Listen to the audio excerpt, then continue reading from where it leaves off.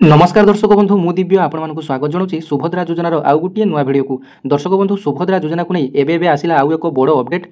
तेबे जहाँकि सुभद्रा योजनार बाद पड़े अनेक धनी महिला। तेबे आसंता काली सुभद्रा योजनार समीक्षा बैठक बसवाई जाऊँगी। तेबे उपमुख्यमंत्री देले बड़ सूचना जो मानकर कि सुभद्रा योजनार बाद पड़ती तेबे आसंता काली सेमानक पई बड़ घोषणा करने जाऊँगी उपमुख्यमंत्री प्रभाती परिडा। तेबे सुभद्रा योजना को नहीं जो बड़ अपडेट बर्तमान आसी बर्तमान आपण मैंने ओडिशार समस्त न्यूज चैनल में खबर देखिपारे जे सुभद्रा योजनार जो हिताधिकारी मैंने बाद पड़ती से एक बड़ बैठक काली बसाई जाऊँगी और बड़ घोषणा काली से तेबे ही सुभद्रा योजन कौन हिताधिकारी गोटे किस्ती पर दुईटी किस्ती टंका पाई ना किए दुईटी किस्ती पाई तृतीय किस्ती टंका पाई ना किए प्रथम ही टंका पाई ना।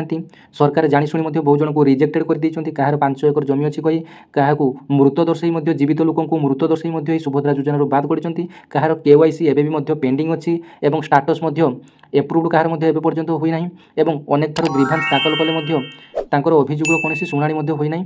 तेबे ए सबू को तर्जमा करी आसंता काली एही सुभद्रा योजनार बड़ पदक्षेप नेबाकू जाउछन्ति उपमुख्यमंत्री प्रभाती परिडा। जहाँकि संपूर्ण खबरटी आसतु जाणीनेबा जदि आपने सुभद्रा योजन टंका पाऊना कौन कारण टंका पाऊना कौन कले आपने टंका पाइबे तार समाधान आज भिडियो माध्यम जाना। तेज देखो प्रथम सुभद्रा योजना को नहीं जो बड़ अपडेट आसी प्रथम जाणी।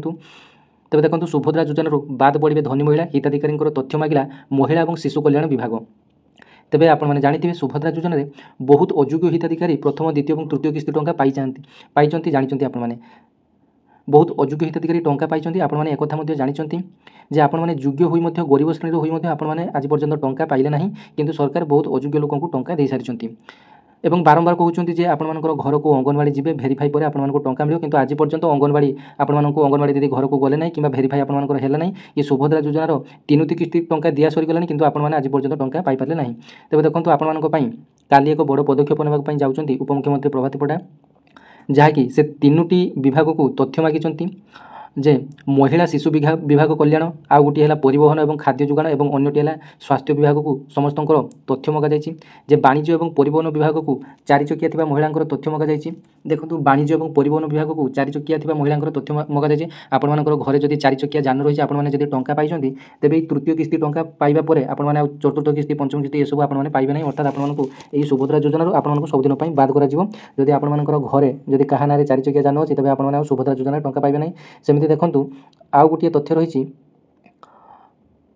जे स्वास्थ्य विभाग को जो तथ्यटी मगाई से मृत हिताधिकारी तालिका जांच करने कहला जे जो सुभद्रा हिताधिकारी मैंने बर्तमान मरी जाइछन्ति किंबा कौन कारण ये सुभद्रा योजना बाद पड़ते तथ्य स्वास्थ्य विभाग देवाई निर्देश रही। बर्तमान से धान बिक्री कर महिला नाम में केते जमी पंजीकरण होती तार रिपोर्ट दाखल करने को जोगाण विभाग को मगा जाता। तेज देखो आपंकर जदि लेम्स कि समवाय समिति ऑफिस रे आपंकर ना जदि खाता थाए कि आपने धान बिक्री करते तेज आपंकर केते एकर जमी रही आपने जदि सेठारे भूल भाल तथ्य देते तेज आपने आईन तो बर्तमान दंडित हे और कार्यानुष्ठान आपंकर ग्रहण कर जहाँ कि उपमुख्यमंत्री प्रभात परिडा सूचना देते आपंपाई सुभद्रा योजनार सबुदिन बाद कर जहाँकि 3टी विभाग रिपोर्ट आधार में आसंता काली बस सुभद्रा समीक्षा बैठक जे जो योग्य हिताधिकारी मैंने बाद पड़ती से जोड़ा नहीं हो पारे बड़ निष्पत्ति। तेज देखो बहुत दिन बहुत सुभद्रा हिताधिकारी एवं टंका पाइबार वंचित अच्छा प्रायतः 5 लाख ରୁ 6 लाख हिताधिकारी एवं ओडिशा सुभद्रा योजना टंका पाइबार वंचित अच्छा कहार प्रथम किस्ती आसी द्वितीय किस्ती आसनी कहार द्वितीय किस्ती आसी तृतीय किस्ती आसनी। तेज एमती भाव में सुभद्रा योजनार सबकि ठीक थे आपंकर जमीक आपंकर केवाईसी ठीक अच्छी एनपीसीआई ठीक अच्छी डीबीटी ठीक अच्छी प्रथम किस्ती टंका पाई द्वितीय किस्ती टंका पाई तृतीय किस्ती बेले हठात आपको टंका आसी ना तेज आपने कारण खोजुंट टंका कौन आसी ना। तेज देखो जो मानकर भी टंका आसी ना से बर्तमान गोटे काम करूँ सुभद्रा योजनार ऑफिशियल वेबसाइट रे आपने बर्तमान सुभद्रा योजनार अभियोगटी दाखल करेंगे। पूर्वर अभियोग दाखल साइट बंद थी तेज बर्तमान ओपन कर अभियोग साइट आपने सीधा सड़क भाव कौन करेंगे ना सुभद्रा योजनार ऑफिशियल वेबसाइट को जी तो सुभद्रा योजना लिखी आपने सर्च ऑप्शन क्लिक करने सुभद्रा योजनार ऑफिशियल वेबसाइट आसीगला। तेज देखो आपने ये जो सुभद्रा योजनार अभियोग दाखल करने जो साइट रही है आपने टच करने देखो आपने एठारे प्रथम निजर आधार कार्ड नंबर टी देदेवे आधार कार्ड नंबर टी दे सारापर एठारे जो कैप्चा कोड रही है आपंपाई यहाँ भर्ती करने पड़ो ये कैप्चा कोड भर्ती कर दे सारापर आपने ये टच करने पड़ो जिते नील कलर आपंकर टिक मार्क होगला आपंकर एठारे लॉगिन ऑप्शन रे क्लिक करने पड़ो जिते आपने लॉगिन ऑप्शन क्लिक करेंगे आपंकर आधार संयुक्त मोबाइल नंबर को एक ओटीपी जी ओटीपी दे सारापर आपंकर डिटेल्स सबकि शो कर आपंकर कौन जिलार आपंकर सुभद्रा नंबर के आधार कार्ड नंबर के तेज आपंकर अभियोग दाखल करने ଆପଣମାନଙ୍କର କିଛି ୱାର୍ଡ଼ ମଧ୍ୟରେ ଆପଣମାନଙ୍କର ଅସୁବିଧାଟିକୁ ଆପଣମାନଙ୍କର ଲେଖିବା ପାଇଁ ପଡ଼ିବ ଏବଂ ତଳେ ଏକ ଆପଣମାନଙ୍କର ପିଡ଼ିଏଫ୍ଟି ଅପଲୋଡ଼ କରିବା ପାଇଁ ମଧ୍ୟ ମାଗିବ। ତେବେ ପିଡ଼ିଏଫ୍ରେ କ'ଣ ଅପଲୋଡ଼ କରିବେ କ'ଣ ଲେଖିବେ ତାହା ମଧ୍ୟ ଆପଣମାନଙ୍କୁ କହିବେ ଏବଂ ଆପଣମାନଙ୍କର ସେଇଟାରେ ଓଡ଼ିଆରେ କିମ୍ବା ଇଂଲିଶରେ ଆପଣମାନଙ୍କର ଅଭିଯୁକ୍ତି ଦାଖଲ କରିପାରିବେ ଯେ ଆପଣମାନଙ୍କର ଟଙ୍କା ନ ମିଳିବାର କାରଣ KYC ପେଣ୍ଡିଂ ଅଛି କି ଆପଣମାନଙ୍କର ପ୍ରଥମ କିସ୍ତି ଟଙ୍କା ପରେ ଦ୍ୱିତୀୟ କିସ୍ତି ଟଙ୍କା ପାଇନାହାନ୍ତି, ସେସବୁ ଆପଣମାନଙ୍କର ନିଜର ସମସ୍ୟା ଅନୁସାରେ ଆପଣମାନେ ଲେଖିପାରିବେ। ତେବେ ଦେଖନ୍ତୁ ଆପଣମାନେ ସେଠାରେ କ'ଣ ଲେଖିବେ, ଯେଉଁ ଆପଣମାନଙ୍କର ଗୋଟିଏ ନର୍ମାଲ ଫ୍ରେଶ୍ କାଗଜ ଆଣିବେ ବା ସାଧା କାଗଜ ଆଣିବେ, ସେଠାରେ ଲେଖିବେ ସମ୍ମାନନୀୟ ମହିଳା ଶିଶୁ ବିଭାଗ ଓଡ଼ିଶା ପ୍ରଭାତୀ ପରିଡ଼ା ମ୍ୟାଡ଼ାମ୍। ବିଷୟରେ କ'ଣ ଲେଖିବେ ନା ସୁଭଦ୍ରା ଯୋଜନା କିସ୍ତି ଟଙ୍କା ମିଳିନାହିଁ। ଯଦି ଆପଣମାନଙ୍କର କାହାର ପ୍ରଥମ କିସ୍ତି ମିଳିନାହିଁ କି ଦ୍ୱିତୀୟ କିସ୍ତି ମିଳିନାହିଁ, ଏଠାରେ ଆପଣମାନଙ୍କର ସବିଶେଷ ତଥ୍ୟ ଲେଖିବେ। ରେସ୍ପେକ୍ଟେଡ଼ ସାର୍ ବା ରେସ୍ପେକ୍ଟେଡ଼ ମ୍ୟାମ୍, ମୋର ନାମ ଶ୍ରୀମତୀ ଏହା, ମୋର ସୁଭଦ୍ରା ରେଜିଷ୍ଟ୍ରେସନ୍ ନମ୍ବର ଏତିକି, ମୁଁ ପ୍ରଥମ ଏବଂ ଦ୍ୱିତୀୟ କିସ୍ତି ଟଙ୍କା ପାଇଛି କିନ୍ତୁ ତୃତୀୟ କିସ୍ତି ଟଙ୍କା ପାଇବାରୁ ବଞ୍ଚିତ ଅଛି, ମୋର ସବୁ କିଛି ଠିକ୍ଠାକ୍ ଅଛି, ଦୟାକରି ମୋର ଫର୍ମଟିକୁ ଯାଞ୍ଚ କରି ମୋତେ ଏହି ସୁଭଦ୍ରା ଯୋଜନାରେ ସାମିଲ କରାଯାଏ। ଯାହା କିଛି ଆପଣମାନଙ୍କର ଅସୁବିଧା ଅଛି ଏଠାରେ ଆପଣମାନେ ନର୍ମାଲ ଓଡ଼ିଆରେ ଆପଣମାନେ ଲେଖିପାରିବେ। ତାପରେ ନିଜର ନାମ, ଗ୍ରାମ, ଜିଲ୍ଲା, ବ୍ଲକ ଆପଣମାନେ ଲେଖି ଆପଣମାନେ ସେଇଟାକୁ ଆପଣମାନଙ୍କର କେତେ KB ଅନୁସାରେ କି MB ଅନୁସାରେ ମାଗିଥିବେ ଆପଣମାନେ ସେଇଟାକୁ ମିନିମାଇଜ୍ ବା କ୍ରପ୍ କରି ଆପଣମାନେ ସେଇଠି ଆପଣମାନେ ଦେଇ ଏବେ ଅନ୍ୟ ଏକ ଉପାୟରେ ମଧ୍ୟ ଏହି ସୁଭଦ୍ରା ଯୋଜନାରେ ଆପଣମାନେ ଅଭିଯୋଗ ଦାଖଲ କରିପାରିବେ। ତେବେ ଦେଖନ୍ତୁ ବର୍ତ୍ତମାନ ଆପଣମାନେ ଜାଣିଥିବେ ଯେ ମୁଖ୍ୟମନ୍ତ୍ରୀ ସିଧାସଳଖ ଭାବରେ ଆପଣମାନଙ୍କର ବିଭିନ୍ନ ଜନଶୁଣାଣିର ଅଭିଯୋଗ ଆପଣମାନଙ୍କର ଶୁଣୁଛନ୍ତି। ତେବେ ଆପଣମାନଙ୍କର ଏଥିପାଇଁ ଅନଲାଇନରେ ଆପଣମାନଙ୍କୁ ଆବେଦନ କରିବା ପାଇଁ ପଡ଼ିବ। ତେବେ ଦେଖନ୍ତୁ ଆପଣମାନେ ଜନଶୁଣାଣି ଓଡ଼ିଶା ଲେଖିଦେଇ ଆପଣମାନେ ସର୍ଚ୍ଚ ଅପସନ୍ରେ କ୍ଲିକ୍ କରିଦେବେ। ତେବେ ଦେଖନ୍ତୁ ଜନଶୁଣାଣିର ଅଫିସିଆଲ୍ ୱେବସାଇଟ୍ ଆପଣମାନଙ୍କର ଓପନ୍ ହୋଇଯିବ। ତାପରେ ଆପଣମାନେ କ'ଣ କରିବେ ନା ତଳକୁ ତଳ ଟିକେ ସ୍କ୍ରୋଲ୍ କରିବେ। ଏଇଠାରେ ଲେଖାଯାଇଛି ଦେଖନ୍ତୁ ଅଭିଯୋଗ ପଞ୍ଜୀକରଣ କରନ୍ତୁ। ଏଇଠାରେ ଆପଣମାନେ ଅଭିଯୋଗ ପଞ୍ଜୀକରଣ କରିବେ। ତଳେ ଯେଉଁ ଆପଣମାନଙ୍କର ଅରେଞ୍ଜ କଲର୍ରେ ଏଇଟା ରହିଛି, ଏଇଟା ଯଦି ଆପଣମାନେ ଯଦି ଜଣେ ସରକାରୀ କର୍ମଚାରୀ ହୋଇଥାନ୍ତି ଆପଣମାନେ ଏଇଠାରେ ପଞ୍ଜୀକରଣ କରିବେ। ଯଦି ଆପଣମାନେ ଯଦି ସାଧାରଣ ଲୋକ ହୋଇଥାନ୍ତି ଆପଣମାନେ ଏଇଠାରେ ଅଭିଯୋଗ ପଞ୍ଜୀକରଣ କରିବେ। ତେବେ ଦେଖନ୍ତୁ ଆପଣମାନଙ୍କୁ ଏଇଠାରେ ହିଁ ଅଭିଯୋଗ ପଞ୍ଜୀକରଣ କରିବା ପାଇଁ ପଡ଼ିବ। ଯେତେବେଳେ ଆପଣମାନେ ଅଭିଯୋଗ ପଞ୍ଜୀକରଣ କଲେ ଆପଣମାନଙ୍କର ଏଠି ଏକ ପପଅପ୍ଟି ଶୋ କରିବ। ତେବେ ସେହି ପପଅପ୍ଟିକୁ କ'ଣ କରିବେ ନା ଆପଣମାନଙ୍କର ମୋବାଇଲଟିକୁ ଅଟୋ ରୋଟେଟେଡ୍ କରିଦେବେ ଏବଂ ତାକୁ ଲ୍ୟାଣ୍ଡସ୍କେପ୍ ମୋଡ଼ରେ ଆପଣମାନଙ୍କର ଅନ୍ କରିଦେବେ। ତାପରେ ଯେଉଁ ପପଅପ୍ଟି ଆପଣମାନଙ୍କର ଶୋ କରିଥିବ ଏଇଠି ଆପଣମାନଙ୍କୁ କ୍ଲିକ୍ କରିବା ପାଇଁ ପଡ଼ିବ। ପପଅପ୍ଟି ଆପଣମାନଙ୍କର ପଡ଼ିଯିବ। ତାପରେ ଦେଖନ୍ତୁ ଆପଣମାନଙ୍କର ଏଠାରେ ତିନିଟି ଅପସନ୍ ଅଛି। ଗୋଟେ ହେଲା ପଞ୍ଜୀକୃତ ବ୍ୟବହାରୀଙ୍କ ପାଇଁ ଲଗ୍ଇନ୍, ଆଉ ଗୋଟେ ନୂଆ ବ୍ୟବହାରୀଙ୍କ ପାଇଁ ସାଇନ୍ ଅପ୍। ଏଠି ଆଉ ଗୋଟେ ଅଛି ସ୍କିପ୍ ଲଗ୍ଇନ୍ ବିକଳ୍ପରେ କ୍ଲିକ୍ କରି ବିନା ଲଗ୍ଇନ୍ କରି ଅଭିଯୋଗ ଆପଣମାନେ ବିନା ଲଗ୍ଇନ୍ରେ ଆପଣମାନେ ମଧ୍ୟ ଅଭିଯୋଗ ପଞ୍ଜୀକରଣ କରିପାରିବେ। ଏଠି ସ୍କିପ୍ ଲଗ୍ଇନ୍ରେ ଆପଣମାନେ କ୍ଲିକ୍ କରିବେ। ଏଇଠି ଆପଣମାନେ ନିଜର ମୋବାଇଲ୍ ନମ୍ବରଟି ଦେବେ ଯେଉଁଟାକି ଆଧାର ସଂଯୁକ୍ତ ଅଛି। ଦେଖିବେ ଆପଣମାନଙ୍କର ଆଧାର ସଂଯୁକ୍ତ ମୋବାଇଲ୍ ନମ୍ବରଟିକୁ ଆପଣମାନଙ୍କର ଗୋଟିଏ OTP ଯିବ। ତେବେ ଦେଖନ୍ତୁ ମୁଁ ଏଠାରେ ମୋର ନମ୍ବରଟିକୁ ଦେଇସାରିଛି ଏବଂ OTP ପାଆନ୍ତୁ ଯେଉଁ ଲେଖାଯାଇଛି ଏଠାରେ ଆପଣମାନଙ୍କୁ କ୍ଲିକ୍ କରିବା ପାଇଁ ପଡ଼ିବ।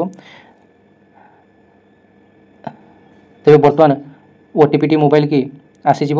ତାପରେ ଆପଣମାନଙ୍କର ଏଠାରେ ମୁଁ ଲଗ୍ଇନ୍ କରି ଆପଣମାନଙ୍କୁ ଦେଖେଇବି। ତେବେ ଦେଖନ୍ତୁ ଏଠାରେ ଆପଣମାନଙ୍କର ନାଁଟି ଆସିଯିବ। ଏଠାରେ ଆପଣମାନଙ୍କର ରାଜ୍ୟ ନାଁ, ଜିଲ୍ଲା ନାଁ ଏଠାରେ ଆପଣମାନଙ୍କୁ ଚୁଜ୍ କରିବା ପାଇଁ ପଡ଼ିବ। ଦେଖନ୍ତୁ ଏଠାରେ ଆପଣମାନଙ୍କର ଜିଲ୍ଲା ନାଁ ଚୁଜ୍ କରିବେ। ତାପରେ ଆପଣମାନଙ୍କର ଏଠାରେ ବ୍ଲକ ଚୁଜ୍ କରିବେ, ଗ୍ରାମ ପଞ୍ଚାୟତ ଚୁଜ୍ କରିବେ, ଗ୍ରାମ ଚୁଜ୍ କରିବେ। ତାପରେ ଆପଣମାନଙ୍କର ଠିକଣା ଟାଇପ୍ କରନ୍ତୁ। ଆପଣମାନଙ୍କର ଠିକଣା ଆପଣମାନଙ୍କର ଗାଁର ନାଁ ଯାହା ହେଇଥିବ ଆପଣମାନେ ଟାଇପ୍ କରିବେ। ତାପରେ ଆପଣମାନଙ୍କର ଲିଙ୍ଗ ଚୁଜ୍ କରିବେ, ମହିଳା କି ପୁରୁଷ। ଦେଖନ୍ତୁ ଆପଣମାନେ ଚୁଜ୍ କଲେ। ତାପରେ ଆପଣମାନଙ୍କର ଭିନ୍ନକ୍ଷମତା ପ୍ରକାର ଯଦି ଆପଣମାନଙ୍କର ଫିଜିକାଲି ହ୍ୟାଣ୍ଡିକ୍ୟାପ୍ଟ ଥିବେ ତେବେ ଆପଣମାନେ ଏଠାରେ ଚୁଜ୍ କରିବେ, ନଚେତ ଆପଣମାନେ କିଛି ନୁହେଁରେ ବାସ୍ ସିଲେକ୍ଟ କରିନେବେ। ତାପରେ ଦେଖନ୍ତୁ ଏଇଠାରେ ଆପଣମାନଙ୍କ ପାଇଁ ଗୋଟିଏ ଅପସନ୍ଟି ରହିଛି। ଏଠାରେ ଅଭିଯୋଗର ବିବରଣୀ ଦିଅନ୍ତୁ। 1000ଟି କ୍ୟାରେକ୍ଟର ମଧ୍ୟରେ ଆପଣମାନଙ୍କର ଏଠାରେ ବିବରଣୀଟି ଦେବେ। ତେବେ ଦେଖନ୍ତୁ ଟାଇପ୍ ଗ୍ରିଭେନ୍ସ ଦେଖନ୍ତୁ ଆପଣମାନଙ୍କୁ ଦେଖନ୍ତୁ ଏଠାରେ ମୁଁ ଲେଖୁଛି ମୋର ନାମ ମାଳତୀ ଦାସ, ମୋର ସୁଭଦ୍ରା ନମ୍ବରଟି ଆପଣମାନଙ୍କର ଲେଖିଦେବେ। ତାପରେ ଡିଟେଲ୍ସ ଆପଣମାନଙ୍କର ଯାହା ଡିଟେଲ୍ସ ଅସୁବିଧା ରହିଛି ଆପଣମାନେ ଏଠାରେ ଲେଖିଦେବେ। ତାପରେ କ'ଣ କରିବେ ନା ନଥିପତ୍ର ଦାଖଲ କରନ୍ତୁ। ଏଇଠାରେ ଦେଖନ୍ତୁ ଯେଉଁ ନଥିପତ୍ର ଦାଖଲ ଅଛି ଏଇଠାରେ ଆପଣମାନେ କ୍ଲିକ୍ କରିବେ। ଦେଖନ୍ତୁ ଆପଣମାନେ ଡାଇରେକ୍ଟ ଆପଣମାନଙ୍କର ମୋବାଇଲର ଗ୍ୟାଲେରୀକୁ ପଳାଇଯିବ। ଆପଣମାନେ ଗୋଟେ ସିମ୍ପଲ୍ କାଗଜରେ ଆପଣମାନେ ନିଜର ଅସୁବିଧାଟିକୁ ଲେଖି ବାସ୍ ଏଠାରେ ଆପଣମାନଙ୍କୁ ଅପଲୋଡ଼ କରିବା ପାଇଁ ପଡ଼ିବ। ଦେଖନ୍ତୁ ଏଠାରେ ଆପଣମାନଙ୍କର ଯେତେ ସବୁ ଇମେଜ୍ ରହିଛି ଆପଣମାନଙ୍କର ସବୁ ଡିଟେଲ୍ସ ଆସିଯିବ। ତାପରେ ଆପଣମାନଙ୍କୁ ସେଇଟାରେ ଚୁଜ୍ କରି ଆପଣମାନଙ୍କୁ ଅପଲୋଡ଼ କରିବା ପାଇଁ ପଡ଼ିବ। ତାପରେ ଏଠି ଆପଣମାନଙ୍କର ଆଉ ଗୋଟିଏ ଅପଡେଟ୍ଟି ଦିଆଯାଇଛି। ତାପରେ ଆପଣମାନଙ୍କୁ ଏମିତି ଏକ ଅପସନ୍ଟି ଶୋ କରିବ, ଆପଣମାନେ କାହାକୁ ଏହି ଅଭିଯୋଗ ପଠାଇବାକୁ ଚାହୁଁଛନ୍ତି, ଜିଲ୍ଲାପାଳ, ବିଭାଗ ବା ଅନ୍ୟ ଅଫିସ୍। ଆପଣମାନେ ବିଭାଗକୁ ଯଦି ପଠାଇବା ପାଇଁ ଚାହୁଁଛନ୍ତି ବିଭାଗ ଉପରେ କ୍ଲିକ୍ କରିବେ ବା ଜିଲ୍ଲାପାଳଙ୍କୁ ଯଦି ପଠାଇବା ପାଇଁ ଚାହୁଁଥିବେ ଜିଲ୍ଲାପାଳଙ୍କୁ ଏଠାରେ କ୍ଲିକ୍ କରିବେ। ତେବେ ଦେଖନ୍ତୁ ଆପଣମାନଙ୍କର ଜରୁରୀ ସୂଚନା ମଧ୍ୟ ଆପଣମାନଙ୍କ ପାଇଁ କିଛି ରହିଛି। ସଂଗୃହୀତ ସୂଚନା କେବଳ ଆଭ୍ୟନ୍ତରୀଣ ବ୍ୟବହାର ପାଇଁ ଅଟେ ଏବଂ ଏହାକୁ ଅତ୍ୟଧିକ ଯତ୍ନ ଓ ଗୋପନୀୟତା ସହିତ ରଖାଯିବ। ଆପଣମାନଙ୍କର ଏଇଠି ଆପଣମାନେ କ୍ଲିକ୍ କରିବା ପାଇଁ ପଡ଼ିବ, ତାପରେ ଆପଣମାନଙ୍କୁ ପରବର୍ତ୍ତୀରେ ଟଚ୍ କରିବା ପାଇଁ ପଡ଼ିବ।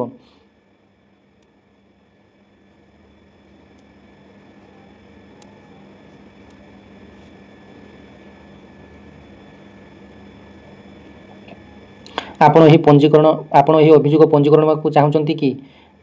ତେବେ ଆପଣମାନେ କ'ଣ କରିବେ ନା ଆପଣ ଦେଇଥିବା ତଥ୍ୟରେ ପରିବର୍ତ୍ତନ କରିବାକୁ ଚାହୁଁଥିଲେ ଆପଣ ପଛକୁ ଫେରିପାରିବେ। ହଁ ପୋଷ୍ଟ କରନ୍ତୁ ଆପଣମାନେ କ୍ଲିକ୍ କରିନେବେ।